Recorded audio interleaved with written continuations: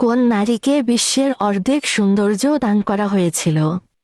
বিবি হাওয়া আলাইহিসসালামকে পৃথিবীর অর্ধেক সৌন্দর্য দেওয়া হয়েছিল বলে অনেকে বিশ্বাস করেন। তবে এর কোনো নির্দিষ্ট ধর্মীয় প্রমাণ নেই, বরং এটি একটি লোককথা বা প্রচলিত ধারণা। ইসলামিক বিশ্বাস অনুযায়ী বিবি হাওয়া আলাইহিসসালাম ছিলেন পৃথিবীর প্রথম নারী এবং মানব জাতির জননী। অনেক ধর্মীয় আলোচনায়, বিশেষ করে লোককথা ও প্রবাদে বলা হয় যে আল্লাহ তাআলা বিবি হাওয়া আলাইহিসসালামকে পৃথিবীর সৌন্দর্যের অর্ধেক দিয়েছিলেন, যা তার মহৎ ও মর্যাদা বোঝায়। এই ধারণাটি মূলত বিভিন্ন ধর্মীয় আলোচনায় ওয়াজ মাহফিল বা লোককথার অংশ, যা কোরআন বা সহিহ হাদিসের সুনির্দিষ্ট আয়াত বা বর্ণনা দ্বারা সমর্থিত নয়। তবে এটি বিবি হাওয়া আলাইহিসসালামের মর্যাদা বৃদ্ধির জন্য একটি প্রচলিত প্রথা।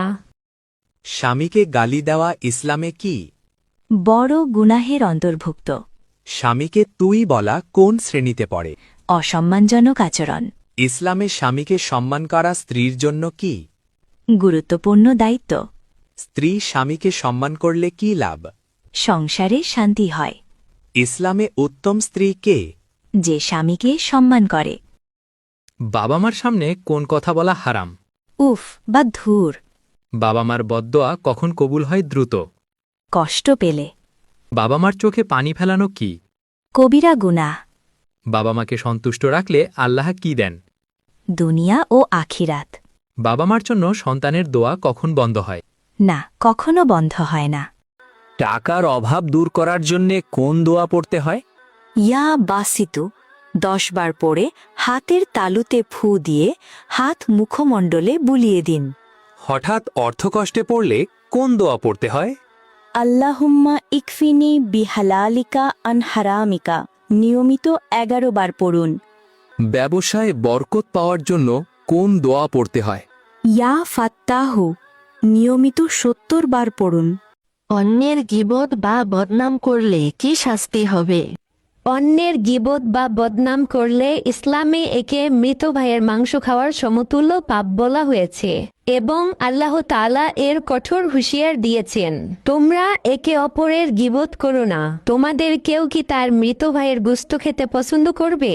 তোমরা তো তা ঘৃণাই করো। সূরা হিজরত আয়াত নং 12। কিয়ামতের শাস্তি হিসেবে বদনামকারীর নেক আমল, যাকে নিয়ে বদনাম করা হয়েছে, তার আমলনামায় চলে যাবে এবং তাকে জাহান্নামের আগুনে নিক্ষেপ করা হবে। তাই মানুষের গীবত করার আগে একবার নয় 1000 বার ভেবেচিন্তে করবেন। যদি আপনি আপনার নেক আমলগুলো তাকে দিয়ে দিতে চান এবং আপনার মৃত ভাইয়ের মাংস খেতে ইচ্ছুক থাকেন, তাহলে গীবত করতে পারেন, কোনো সমস্যা নেই। স্বামীর অনুমতি ছাড়া ঘর থেকে বের হলে স্ত্রীর কি হয়? স্ত্রীর গুনাহ হয়। স্বামীর সামনে উচ্চস্বরে কথা বললে স্ত্রীর কি পরিণতি হয়? এতে আদব নষ্ট হয় ও গুনাহ হয়। স্বামীর সাথে অহংকার করে কথা বললে কি হয়? এতে আল্লাহ অসন্তুষ্ট হন। স্বামীর গোপন কথা প্রকাশ করলে স্ত্রীর কি ক্ষতি হয়? এতে বিশ্বাস ভঙ্গ হয় এবং গুনাহ হয়। স্বামীর অধিকার হালকা করে দেখলে কি পরিণতি হয়?